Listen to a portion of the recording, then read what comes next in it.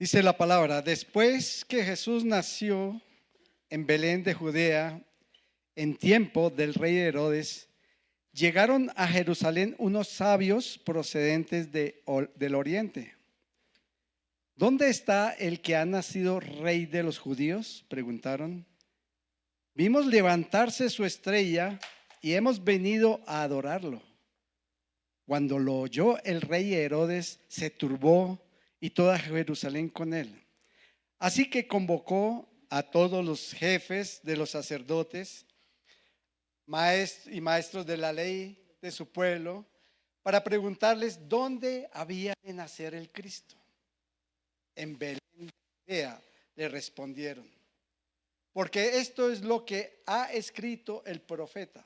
Pero tú, Belén, en la tierra de Judá, de ninguna manera es la menor entre las principales ciudades de Judá, porque de ti saldrá un príncipe que será el pastor de mi pueblo Israel.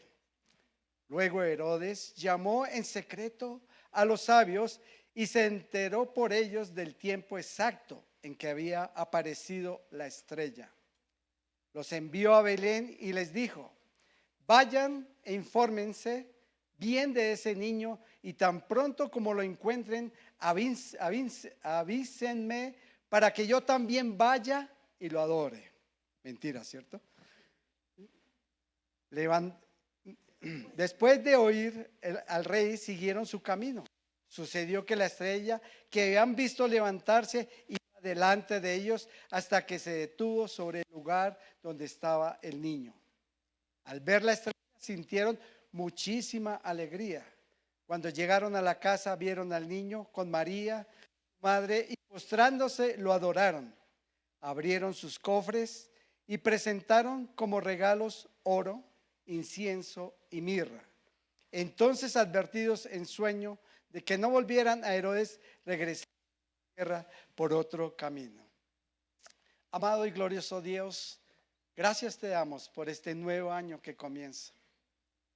Lo ponemos, lo consagramos en tus manos, para que tú nos des sabiduría de cómo guiarnos, de cómo caminar, de cómo instruirnos en tu palabra, en tus caminos. Te damos gracias porque esta palabra, Señor, llegará a nuestras vidas y que sean transformadas, que podamos hacer lo que dice tu palabra. En el nombre de Jesús, amén. Pueden tomar asiento. Estos sabios eran hombres versados o estudiosos de la filosofía, de medicina, de las ciencias naturales, y eran algunos astrónomos, no astrólogos. Astrólogos es otra cosa totalmente diferente, ¿cierto? Astrónomos. Algunos eran profetas y otros intérpretes de sueños, como Daniel, ¿cierto? Daniel era un intérprete de sueños. Y en tiempos posteriores adquirieron las palabras de magos, que era un significado más bajo. No era lo mismo ser sabio que mago. Y por el mal actuar, se adquirió un significado un poco más bajo, como adivino, como brujo o como charlatán. Un ejemplo lo tenemos con Balaam, ¿cierto? Que no hacía, así, se vendía para profetizar. O vemos un mago que apareció en el Nuevo Testamento, ¿cierto? Que eran adivinos. Aunque hablamos comúnmente de 3 reyes, la palabra de Dios no dice cuántos eran. ¿Cuántos eran estos sabios? Solamente nos indica que sí era más de uno. Era más de uno porque la Biblia menciona 3 regalos. Era más de uno. Entonces vemos que esta historia de estos magos es una historia envuelta como de misterio. Y encontramos una serie de preguntas que nos haríamos sobre estos sabios. Una, ¿cuántos eran? No lo sabemos. Sabemos que era más de uno. La Biblia no dice exactamente cuántos eran. Pues históricamente y por tradición dedujimos que eran 3, pero de pronto eran más. ¿De dónde venían? Tampoco, no lo sabemos. Decían que de Oriente, otros dicen que África, venía uno de África, otros de Oriente, de Asia, pero exactamente, bueno, ahorita con tanta migración sí se pueden ser de Colombia, pero exactamente no sabían de dónde. ¿Cuánto duró el viaje? No lo menciona la palabra, tampoco lo sabemos. Se supone que por lo menos duró un año, porque ya el niño Jesús tendría como entre 1 o 2 años. Por eso Herodes mandó matar a todos los niños menores de 2 años. Entonces aparecen estos sabios como misteriosamente y se van también misteriosamente porque no volvemos a oír de ellos. Y vemos que en cada generación, sus hijos, mis nietos, cada generación que va a buscar de Cristo, va a buscar de Dios, vamos a ver que esa generación va a ser de hombres y mujeres más sabios. Más sabios. Y vamos a ver qué podemos aprender de estos sabios. Vamos a ver 4 cosas que podemos aprender de estos sabios. La primera es que el camino del sabio necesita un guía. El camino del sabio necesita un guía. Versículo 2. Esta enseñanza casi la vamos a centrar solamente en el versículo 2. Y en el versículo 2 dice, vimos levantarse ¿qué? Su estrella. Vimos levantarse su estrella. O sea, que la estrella que ellos vieron en el oriente era tan distinta a las estrellas corrientes que ellos estaban acostumbrados a ver. Y dedujeron de ahí que tomaron esto como una indicación de que había nacido alguien muy especial. ¿En dónde? En Judea, porque era en ese sitio donde apareció esa estrella. Y esa estrella después la volvieron a ver, fue la que los guió. Después la volvieron a ver, leímos en el versículo 9, después de que estuvieron con Herodes, ¿cierto? Y esa estrella los llevó ¿a dónde? A donde estaba Jesús. Esa estrella los guió como una lámpara puesta en lo alto para guiarlos a Cristo. Y vemos muchas historias en varios pasajes de la Biblia donde Dios utiliza su luz o utiliza fenómenos naturales para guiar a su pueblo. El más común, el que más recordamos, ¿cuál es? En Éxodo, ¿cierto? En Éxodo 13:21, donde dice, y Jehová iba delante de ellos de día en una columna de nube para guiarlos por el camino y de noche en una columna de fuego para alumbrarles a fin de que anduvieran día y noche. Desde ese entonces, Dios nos quiere guiar a su pueblo. Después, más adelante, el mismo David necesitaba la guía de Dios. Y en el Salmo 43:3 dice el salmista, Señor, envía tu luz y tu verdad, estas me guiarán. ¿Cuál de nosotros va a pedirle a este 2024 al Señor que envíe su luz y su verdad para que te guíe? me conducirán a tu santo monte y a tus moradas. La verdad de Dios brinda un buen camino que debemos seguir. La verdad de Dios nos guía por ese camino que debemos seguir. Y la luz de Dios nos ofrecerá la visión clara para seguir ese camino. Y más adelante, el Señor Jesús, después de haber sido bautizado en el río Jordán, cuando se abrieron los cielos y salió una voz diciendo: este es mi Hijo amado. Y después dice que ¿qué? Descendió el Espíritu Santo en forma de paloma. Ahí fue cuando comenzó su ministerio. Y entonces en Lucas 4:1 dice: entonces Jesús, lleno del Espíritu Santo, regresó del río Jordán y fue ¿qué? Guiado por el Espíritu en el desierto. Y no era un lugar agradable. Iba a ser tentado, iba a tener pruebas, pero ¿qué? Iba a ser guiado por el Espíritu Santo.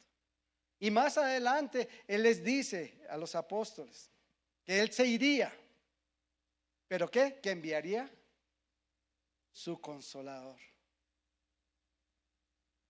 Juan 14:17 dice: me refiero al Espíritu Santo, quien guía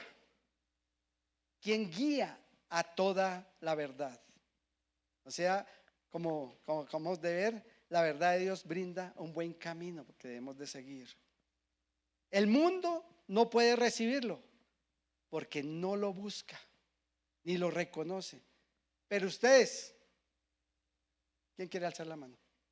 Pero ustedes sí lo conocen, porque ahora Él vive en ustedes y después estará con ustedes. Año 2024. Vamos a tener que tomar decisiones en nuestro trabajo, en nuestro negocio, decisiones en el estudio. Muchos terminaron su bachillerato, no saben de pronto qué carrera van a seguir. Decisiones familiares, hombres que van a decir: este año necesito tomar decisiones en mi familia, con mis hijos, con mi pareja. Y son decisiones que no se van a tomar al azar, ¿cierto? A lo que venga. No, necesitamos tomar decisiones por medio de la presencia de Dios en nuestras vidas y ser guiados por Él. Y el Señor nos ha dado medios para ser guiados por Él. El primero, ¿cuál es? Su Espíritu Santo. Juan 16:13 dice: pero cuando venga el Espíritu de verdad, Él os guiará a toda la verdad y os hará saber las cosas que habrán de venir.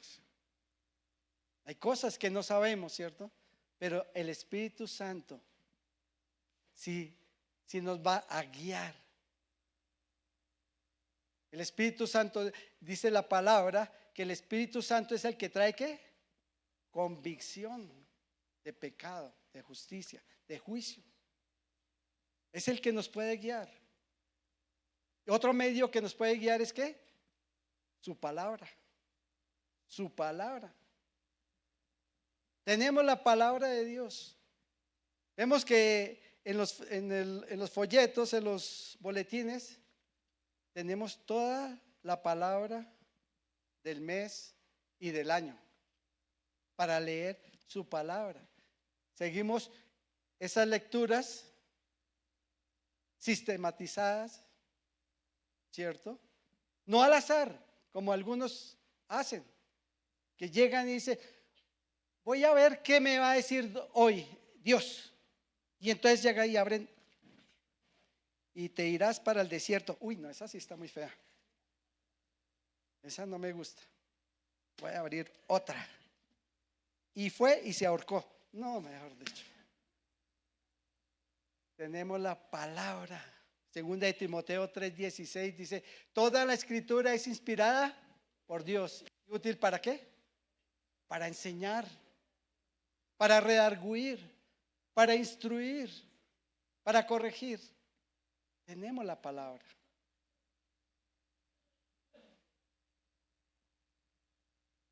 Y otro medio que tenemos es que la oración. La oración. Mañana comenzamos 21 días de oración. Y el mismo salmista elevó una oración en el Salmo 69:13. Dice, Señor, elevo a ti una oración en el tiempo de tu buena voluntad. Todos queremos saber cuál es la voluntad de Dios. Elevamos nuestra oración para ver cuál es la voluntad de Dios en nuestras vidas. Y dice el salmista, por tu gran amor, oh Dios, respóndeme. Por tu fidelidad, sálvame. Sácame del lodo. Si estás en el lodo, no permitas que me hunda. Líbrame de los que me odian y de las aguas profundas. Una oración que hizo la pastora Elvira. Grande y poderosa. Protectora también. Un segundo punto de lo que podemos aprender de estos sabios es que el camino del sabio es un camino de fe. El camino del sabio es un camino de fe. ¿Qué motivaría a alguien dejar su hogar, su comodidad y emprender un viaje sin saber para dónde, cierto? Hasta peligroso. ¿Qué motivaría a alguien a emprender un viaje así? Algunos de pronto los motivaría el amor o el romance. Hay gente que buscamos por internet tener una relación con alguien, conoce a alguien de otro país, viaja sin conocer con quién se va a encontrar, ¿cierto? ¿Qué motivaría? Otra cosa que motivaría para dejar la comodidad o saber, ¿qué otra cosa? De pronto las riquezas, ¿cierto? O mejorar su vida, ¿sí? Pues vemos mucho en las noticias cómo está la frontera de México con Estados Unidos. La gente está motivada por algo para mejorar su comodidad, para mejorar su vida. ¿Qué otra cosa motivaría a alguien? La fe. ¿La fe? Sí, la fe. Porque estos sabios, en el versículo 2 dice, ¿dónde está el que ha nacido rey de los judíos? O sea, esta declaración de estos hombres es porque ellos fueron guiados por la estrella, ¿cierto? Y recorrieron un largo trecho y llegan y todavía no encuentran nada. Y dice, ¿dónde está? Seguimos la estrella, algo que veíamos, pero ¿dónde está? No hay nada real. ¿Dónde está? Esto es como imaginarse la reacción de un familiar o de los vecinos. Cuando usted dice, voy de viaje. Ah, sí, ¿te vas de viaje? ¿A dónde vas? No sé. No sé con certeza para dónde voy. ¿Y hasta dónde es? Tampoco sé. ¿Y cuánto tiempo vas a estar afuera? Tampoco sé. ¿Qué pueden decir los familiares o los vecinos? Este hermano, este familiar, este vecino se volvió loquito. Ya, yo conocí a un misionero Nismina Chocó, un misionero de Australia. Y el testimonio de él es que el Señor le dijo: vete para Nismina Chocó. Y él dice: ¿y eso dónde queda? En Colombia.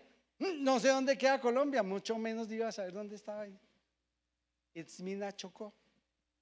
Y ustedes lo vieran allá trabajándole para el Señor, con 2 o 3 hijos, no me acuerdo ahorita. Monos jugando con todos los morenitos allá. Yo creo que la familia y los que conocían a este misionero ya, ese está loco. Esa misma cosa pasó con Abraham, cuando el Señor le dijo: ¿deja qué? Tu tierra, tu parentela. ¿A dónde vas? No sé, ni idea. El mismo Noé. Noé, ¿cuánto duró construyendo el arca? Como 100 años. Vean y verá. Ahí los pongo. A ver. Como 100 años. Vea, 120 años, algo así. Y la gente, era un lugar donde nunca había llovido. Y veían a Noé, este está chiflis. Y de pronto también sucedió con Pedro, Andrés, Juan y Santiago, cuando dejaron sus redes de pescar y fueron a pescar hombres. Dejaron su negocio. Y entonces la gente puede decir: están chiflados. ¿Ustedes alguna vez no le han dicho eso? Ay, ustedes, de que se volvió como la canción, un aleluya, se volvió chiflis, loco. Pero estos no están idos de mente, no están locos, sino eran hombres de fe. Hombres de fe. Los que se han ido para Leticia, Javier, hombre de fe, está ya trabajando el Señor. Juan David se va ahorita, entre unos días. Fe. Y el apóstol Pablo lo reafirma cuando escribió en 1 Corintios 1, 18 al 21. El mensaje de la cruz es una locura para los que se pierden. En cambio, para los que se salvan, es decir, ¿para quiénes? Nosotros, este mensaje es el poder de Dios en nuestras vidas. Pues está escrito: destruiré la sabiduría de los sabios, frustraré la inteligencia de los inteligentes.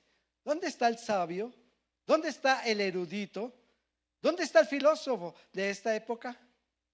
¿No ha convertido Dios en locura la sabiduría de este mundo? Ya que Dios en su sabio designio dispuso que el mundo no lo conociera mediante la sabiduría humana. El mundo no va a conocer a Cristo mediante la sabiduría humana, sino, como dice aquí, mediante la locura de la predicación a los que en Él creen. Amén. Amén. Entonces, ¿somos locos? Locos por Cristo. El camino hacia Dios siempre va a pasar por la fe. El camino hacia Dios pasa por la fe.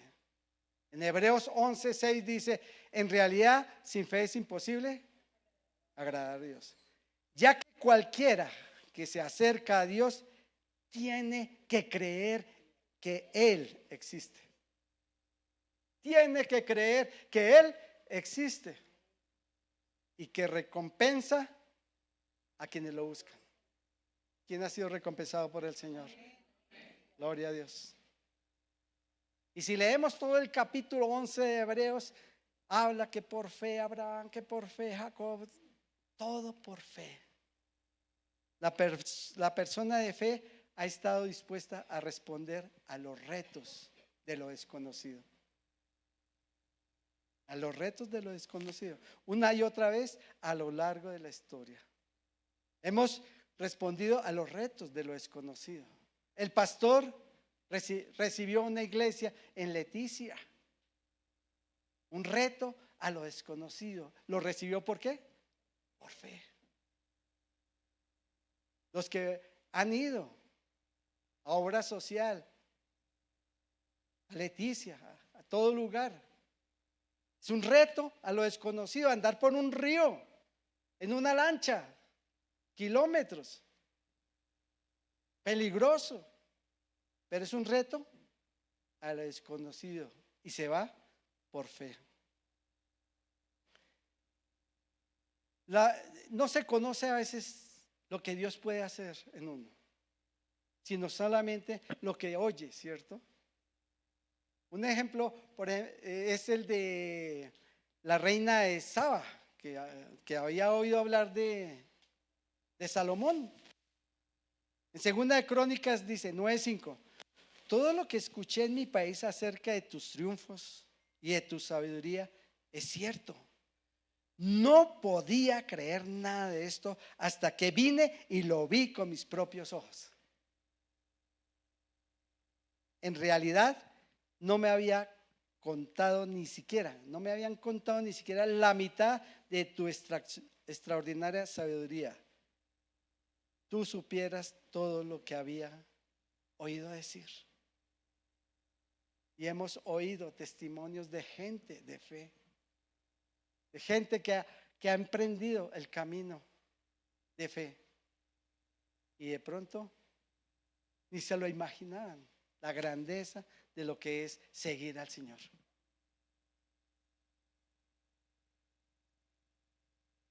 Una tercera cosa que podemos aprender de estos sabios es que el camino sabio es un camino de adoración. El camino sabio es un camino de adoración. Versículo 2, en otra parte dice: ¿venimos qué? Venimos a adorarle.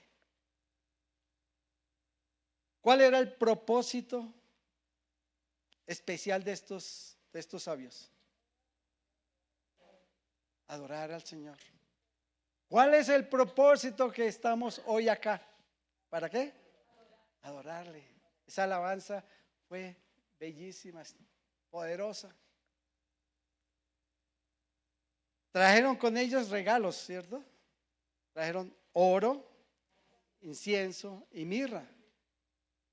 Y vamos a ver que más o menos qué representa este oro, qué representa este incienso y esta mirra. El oro representa la riqueza. El oro representa la riqueza, porque el Señor Jesús es ¿qué? El Rey de reyes y el Señor de señores. El oro representa la realeza de Cristo. Los sabios tuvieron que pagar un precio, dejar su comodidad, dejar como vivían, emprender un viaje hasta peligroso, y sacrificaron su propia comodidad para encontrar al rey y ¿qué? Postrarse y adorarle. El mismo David en 2 de Samuel 24:24 dice: no voy a ofrecer al Señor mi Dios holocausto que no me cueste nada. No voy a ofrecer al Señor un regalo sin que me cueste, dice David. Y hay un dicho que dice: ¿el tiempo es qué? El tiempo es oro. ¿Cuántos están dando de su tiempo para el Señor? Escuela dominical, hay profesores, hay ujieres. Los de la alabanza, ¿a qué hora llegaron? 7 de la mañana. El tiempo. Y esta mañana de pronto tú te levantaste Te preparaste, iniciaste el camino hasta acá para encontrarte con quién, con el Rey. Y usaste tus recursos, el carro, gasolina, bueno, los recursos materiales. Los que van a Leticia usan sus recursos también.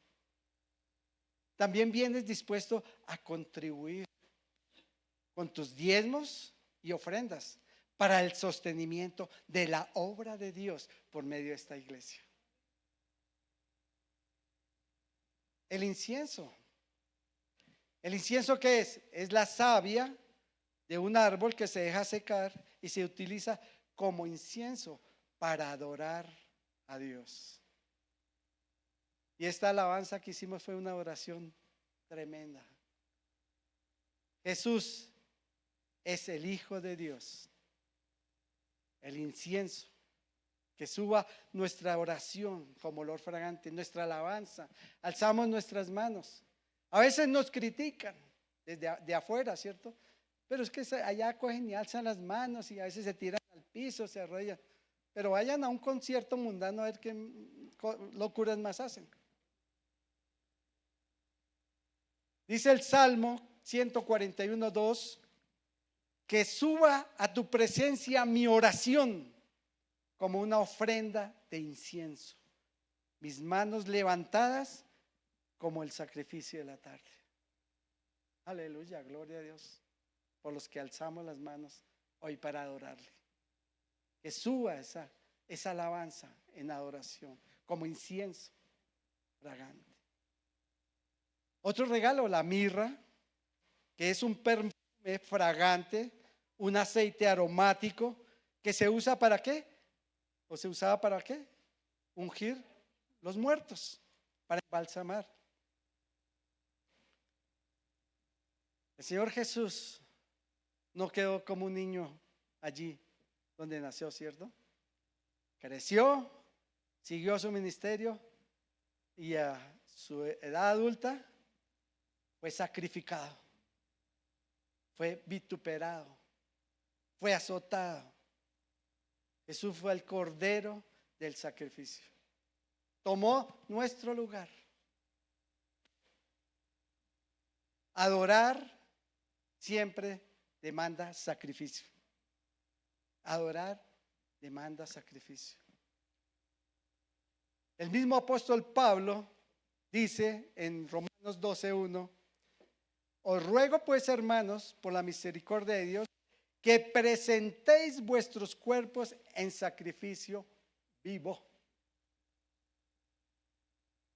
santo, agradable a Dios, que es vuestro culto racional. Dios quiere que presentemos nuestros cuerpos como sacrificio vivo. ¿Qué tenemos que sacrificar? Lo que nos da la gana hacer, la vida que queremos hacer. Tenemos que presentarnos como sacrificio vivo, rendido a Dios. Santo, dice ahí. Para ser verdaderos adoradores se requiere sacrificio. Y el sacrificio más grande es que usted pueda dar de sí mismo, de usted mismo. Lo que Dios quiere sobre todo y por encima de todo, ¿sabe qué es? Una vida rendida a Él, para adorarle, para seguirle y para seguir su santidad. En Proverbios 23:26 dice: dame, hijo mío, tu corazón y no pierdas de vista mis caminos. Él quiere tu corazón. Él quiere tu atención las 24 horas de los 7 días de la semana. Deberíamos de preguntarnos: ¿yo qué le puedo dar? ¿Qué estoy dispuesto a dar? ¿Estoy dispuesto a dar de lo mejor de mí? ¿Estoy dispuesto de ir a un viaje como hicieron estos sabios, de dejar mi comodidad para venir a adorarle? ¿Estoy dispuesto a renunciar a esa zona de confort? Los sabios lo hicieron. Y nosotros en el 2024 lo vamos a hacer para venir a adorarle. Vamos a hacer ese sacrificio. Y un cuarto punto es, el camino del sabio es un camino de cambio. Versículo 12 dice: entonces, advertidos en sueño de que no volvieran a Herodes, regresaron a su tierra por otro camino. Vemos algo muy interesante acá. Y es que estos hombres, después de haber estado rendidos a los pies de Dios, a los pies de Jesús, adorándole, no podían seguir de la misma manera, no podían seguir por el mismo camino. Una vez que hayamos encontrado a Dios, no serás el mismo. ¿Quién dice amén? Yo no fui el mismo después de que encontré a Jesús. No volví a hablar las mismas babosadas que hablaba. No hacía las cosas que venía haciendo. Un encuentro con Dios cambia las cosas. Y hoy es momento de decirle: Señor, quiero que cambien las cosas en mi vida. Te cambia a ti, te puede cambiar a los hijos si uno los pone en oración. Clama a mí y yo te responderé, dice la palabra. Jacob tuvo un encuentro con Dios y nunca volvió a ser igual. En Génesis 32:30 nos habla de esa historia, cuando dice que he visto a Dios cara a cara y todavía sigo con vida. Cruzaba Jacob por el lugar llamado Peniel cuando salió el sol a causa de su cadera dislocada. Iba cojeando. Tuvo ese encuentro con Dios. Dice que fue una lucha con Dios y su caminar no fue igual. Cambió su caminar. Isaías 6:5 dice: ay de mí que estoy perdido, soy un hombre de labios impuros. ¿Cuántos éramos hombres de labios impuros? Muchos. Hablábamos babosadas. Y vivo en medio de un pueblo de labios impuros. Vivimos en medio de un mundo de labios impuros, sí. Todo lo que uno ve, ¿cierto? Mis ojos han visto al Rey, al Señor de los ejércitos. Y en este momento voló hacia mí uno de los serafines. Traía en la mano una brasa que con unas tenazas había tomado el altar. Con ella me tocó los labios y me dijo: mira, esto ha tocado tus labios, tu maldad ha sido borrada y tus pecados perdonados. A veces oramos, decimos: Señor, pon brasa hirviendo en mis labios para no pecar contra ti. Y nunca Isaías fue el mismo. Y si vemos a Job preguntándole cada rato a Dios una y otra vez acerca de ¿qué? De su sufrimiento. Pero ¿por qué me toca pasar por estas? ¿Por qué me ha tocado a mí? Todo el libro de Job, ¿cierto? Hasta cuando Job tiene un encuentro con el Señor. Dice Job 42, 5, 6: hasta ahora solo había oído de ti. O sea, podemos venir todos los domingos, oír prédicas por Zoom, por televisión, oyendo. Dice Job: hasta ahora había oído de ti, ¿cierto? Pero ahora te he visto con mis propios ojos. Y más aún dice: me retracto de todo lo que dije y me siento en polvo y cenizas en señal de arrepentimiento. Job tuvo un encuentro con Dios y se convirtió en un hombre cambiado. En conclusión, esto es lo que va a suceder cuando tengamos ese encuentro con el Salvador, ese encuentro con Jesús. Cuando la presencia de Dios, nos dejemos guiar por la presencia de Dios. Cuando tomemos la decisión de andar en fe, le podemos adorar y caminar distinto a lo que estábamos caminando. Le adoramos dándonos a nosotros mismos. En Proverbios 3, 5, 7. Yo creo que deberíamos para este año, enmarcar este Proverbios 3, 5 al 7. Confía en el Señor con todo tu corazón. No dependas de tu propio entendimiento. Busca su voluntad en todo lo que hagas. Él te mostrará cuál camino tomar. No te dejes impresionar por tu propia sabiduría. En cambio, teme al Señor y aléjate del mal. Vamos a ponernos de pie.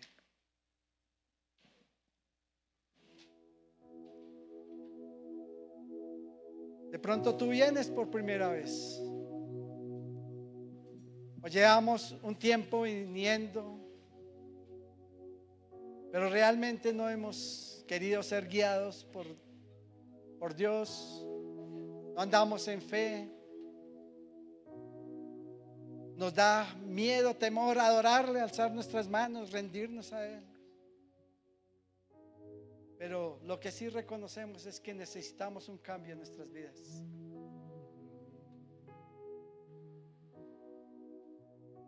Toma un momento ahí y dile: Señor, verdaderamente tengo que andar por tu guianza. He hecho lo que creo que me parece bien. Creo que es las decisiones que me parecen bien, pero necesito que seas tú quien me guíes para yo poder andar en fe. Que mi corazón y mi vida, mis hijos, mi descendencia pueda aprender a andar en fe para adorarte, Señor. Necesitamos adorarte, Señor, y tomar la decisión de tomar un camino diferente. La misma palabra dice que hay caminos que al hombre le parecen bien, pero es camino de destrucción. Oh, ya rama la basanda, la basica de la saya. Oh, ya rama la basaica, la bajanda, la basaya. Pido al Espíritu Santo que hoy mismo sea obrando en cada uno de mis hermanos, tocando, redarguyendo, corrigiendo. Oh, jarrama la basaya.